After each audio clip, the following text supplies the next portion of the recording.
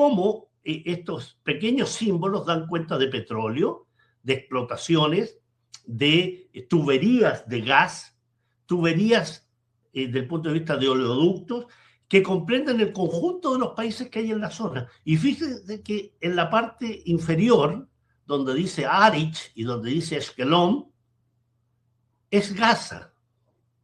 Frente a Gaza hay enormes yacimientos de gas.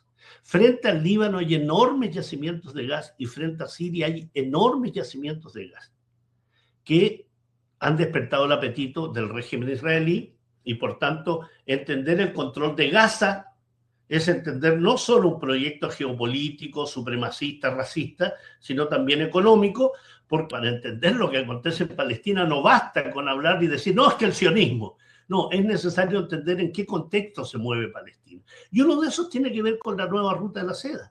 Tiene que ver con los pasos terrestres, que son aquellos pasos que ustedes ven en color naranja, y los pasos marítimos, que tienen que ver con todas aquellas proyecciones económicas de China en virtud del desarrollo de lo que se llama la nueva ruta de la seda, y no se ve el fin porque los objetivos del agresor son objetivos absolutamente evidentes, claros, y que tienen que ver con el dominio de los pueblos de la zona, más allá de Palestina, como lo vemos con la agresión contra el Líbano, que va a merecer también una de las sesiones, el Líbano, Siria, Irak, Yemen, que son partes componentes de esta región que llamamos Asia Occidental. Y de ahí que, al ir viendo las distintas diapositivas que nos va a ir mostrando Nicolás, vamos a ir dando cuenta de que todo este proceso de agresiones contra los pueblos de la zona está absolutamente vinculado. Ese mapa de partición del año 47 de la ONU, ¿no? La resolución 181. Y qué interesante también cómo se llamaba el plan. Plan de partición de Palestina. No se llamaba plan de partición de Israel o plan de partición de la tierra prometida o plan de partición de lo que se imaginara cualquier sionista. No, se llamaba Palestina y se llamó Palestina. Se llamaba Palestina, se llama Palestina y se va a seguir llamando Palestina. Como falso era esta declaración Balfour de un personaje que era representante de la monarquía británica, era el secretario de Relaciones Exteriores, Arthur James Balfour, que le dice, miren quién está aquí metido, ¿no? Lionel Walter Rothschild, los Rothschild. Hay una entrevista muy interesante, cuando veré si se la envío el link, pero hay una entrevista que le hacen a uno de los Rothschild muchos años atrás y dice, sí, nosotros creamos Israel. Con nuestra fortuna creamos Israel. Financiamos a los grupos, creamos las bases, recaudamos fondos con las comunidades de estadounidenses, de británicos, franceses de creencia judía para crear Israel. Y esta declaración Balfour es fundamental para entender, y en esa lectura muy breve, les voy a leer solo 3 líneas, el gobierno de Su Majestad contempla favorablemente el establecimiento en Palestina, en Palestina, de un hogar nacional para el pueblo judío y hará uso de su mejor esfuerzo para facilitar la realización de este objetivo. El apropiarse de conceptos de pueblo elegido, de un territorio sin pueblo para un pueblo sin tierra, y para decir nos vamos a independizar, porque nosotros somos un movimiento nacionalista que vamos a conformar un Estado judío. Vamos a volver a nuestra patria ancestral. Año 1949 al año 67, cuando se genera la guerra del año 67, y lo que hace el régimen israelí es apoderarse del Sinaí egipcio, de Cisjordania, de Gaza, de los altos del Golán en Siria y de las granjas de Shiva en el Líbano. Y posteriormente el proceso de expansión continua, permanente, los acuerdos de paz con Egipto, que le devuelven la península del Sinaí, y el control absoluto de Palestina. En ese año, a los pocos meses, dirigentes nazistas, junto a dirigentes de la Federación Sionista Alemana, firman un acuerdo que se llama Habará. Habará en hebreo significa transferencia. ¿Destinado a qué? A transferir y a permitir el traslado de personas y bienes hacia Palestina principalmente, o al país que ellos quisieran. El requisito era: déjenme todos los bienes, todo el dinero, todas las propiedades, y se pueden ir. 300.000 alemanes de creencia judía salieron de Alemania. 60.000 fueron trasladados a Palestina, en barcos alemanes, con desarrollo de industria alemana en la zona. Todo lo que se hiciera desde el punto de vista de inversión tenía que ser con productos alemanes.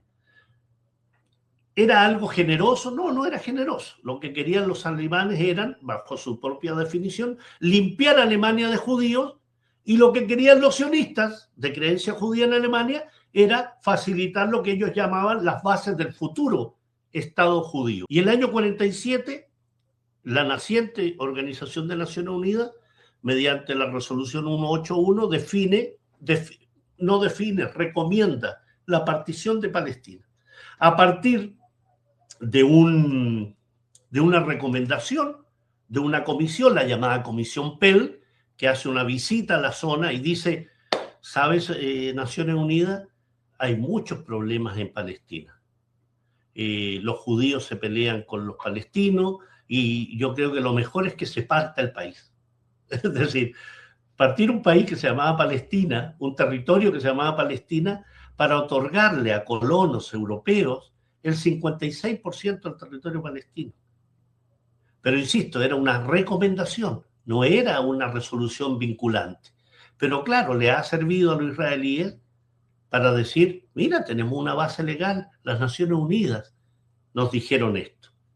Esa partición, y posteriormente el fin del mandato británico el 14 de mayo de 1948, mismo día que los sionistas, porque todavía no se llamaba Israel, definen la independencia de Israel. La primera intifada fue una intifada que generó el alzamiento de la población palestina, sin liderazgo político, sin liderazgo de dirigentes políticos, porque estaban todos exiliados, estaban fuera, estaban en Túnez, ¿no?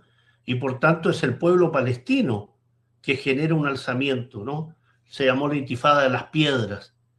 Esa intifada llevó adelante un proceso que significó la Conferencia de Madrid del año 91 y los acuerdos de Oslo del año 1993, que es la siguiente diapositiva que les quiero mostrar, porque, es decir, la lucha del pueblo palestino condujo a conferencias internacionales y a la definición muy importante de ciertos puntos que no van a ser cumplidos, pero que indudablemente fueron producto de la lucha del pueblo palestino.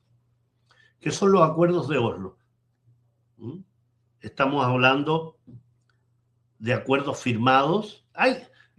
Siempre me refiero mucho a las películas, que hay que mirarlas con mucho ojo, pero hay una película interesante que se llama Oslo, para aquellos que la quieran ver, que da cuenta de los pormenores de la reunión en Oslo, con una mirada, lógicamente, de complaciente, de esta teoría del buenismo, de decir: queremos la paz. Claro, la paz, pero no a cualquier costo. Y en definitiva, lo que generó los acuerdos de Oslo fue el absoluto incumplimiento de todo lo acordado en esos acuerdos de Oslo. El año 2006, elecciones en Palestina con el triunfo de Hamas. Ismael Haniyeh es nombrado primer ministro de Palestina, pero finalmente un golpe de Estado, y ahí está la discusión y las preguntas que ustedes puedan hacer o las consideraciones que tengan. Se produce un golpe de Estado patrocinado por Estados Unidos, con apoyo del sionismo, con apoyo de Jordania, y donde estuvo involucrado también la Autoridad Nacional Palestina para desconocer el triunfo de Hamas. Unos diciendo que los terroristas no podían ser gobierno, y otros diciendo que Hamas podía perjudicar al pueblo palestino porque iba a significar mayores presiones de Occidente, ¿no? Finalmente Hamas se queda en la Franja de Gaza y la Autoridad Nacional Palestina en Ramallah, en el gobierno de la Autoridad Nacional Palestina. Y Gaza comienza el año 2006 a sufrir un enorme bloqueo en todos los aspectos que dura hasta el día de hoy. Estamos hablando 2006, 2016, 2026, 20 años de bloqueo. El bloqueo más brutal que pueda tener un pueblo. Bloqueo total, de no entrar, no salir, no tener destrucción de su aeropuerto, destrucción de su puerto, el bloqueo masivo de todo lo que signifique un pueblo, ¿no? Eso es marzo del año 2018 hasta marzo del 2020, que se llamó las marchas por el retorno, ahí en la frontera de la Franja de Gaza con los asentamientos israelíes, que significó el asesinato de cerca de 500 palestinos, la mayoría de ellos por disparo hecho por francotiradores. Llega el 7 de octubre del año 2023, la operación Tormenta de Al-Aqsa, y donde se visibiliza a un pueblo que estaba invisibilizado. Que eso tiene indudablemente efectos, consecuencias, producto de un pueblo en resistencia que ataca al ocupante. La cronología de Gaza, mira, 12 de octubre del 23, 5 días después de la operación Tormenta Al-Aqsa. Las áreas destruidas son esas que ustedes ven allí en rojo. 29 de noviembre, un mes y medio después, las áreas destruidas cómo aumentan, y ya en el conjunto de Gaza. Posteriormente vamos a 12 de octubre, 29 de noviembre, 29 de enero, 3 meses después, aumentan, sobre todo en Ciudad de Gaza y en Khan Yunis. 11 de enero del 25, un año después, la destrucción es casi total. Ya todo Gaza, incluyendo Rafah en el sur, Khan Yunis, Gaza, Ciudad de Gaza. Destrucción. Esto es más cercano a Jerusalén, ¿no? Esto es lo que les mencionaba de una Jerusalén, de un Al-Quds, que está rodeado de todo lo que significa asentamientos. La ciudad antigua, Jerusalén Oeste, que está ocupada por el régimen israelí, y Jerusalén Este, que se supone pertenece a Palestina. Se supone, porque miren cómo está rodeada Jerusalén Este. ¿Ah? Maale Adumín, más de 100.000 colonos, Neve Jacob, 40.000. Es decir, todo eso que ustedes ven allí son asentamientos israelíes y que aumentan. Se permite más y más todos los días. Entonces, ¿quién saca esos colonos? Rafah, que les mostraba, es esta parte sur, y lo que hizo Israel fue desplazar a la población de 2.3 millones para que 1,5 millones de ellas estuvieran hacinadas allí en el límite con Egipto. Eso es un crimen de guerra, es parte del genocidio, el desplazamiento forzoso de la población, ¿no? Sin discusión alguna. 2 criminales de guerra, Benzion Mileikovsky, que es el verdadero nombre de Benjamín Netanyahu, y Yoav Galán, ex ministro de la guerra, acusado de crímenes de guerra y lesa humanidad, con petición de detención internacional. Los pueden ver que están bastante libres, incluso Netanyahu viaja constantemente a Estados Unidos y se reúne ahí con sus amigos. Y otros criminales de guerra, Bezalel Smotrich, ministro de asentamientos. No hay posibilidad de hablar de 2 estados, no, es imposible, es falso. ¿Ah? Es una narrativa que no tiene ningún asidero. La única solución para Palestina es un Estado palestino en el cual convivan musulmanes, cristianos y judíos, como sucedía antes del año 1948. Así era. ¿Ah?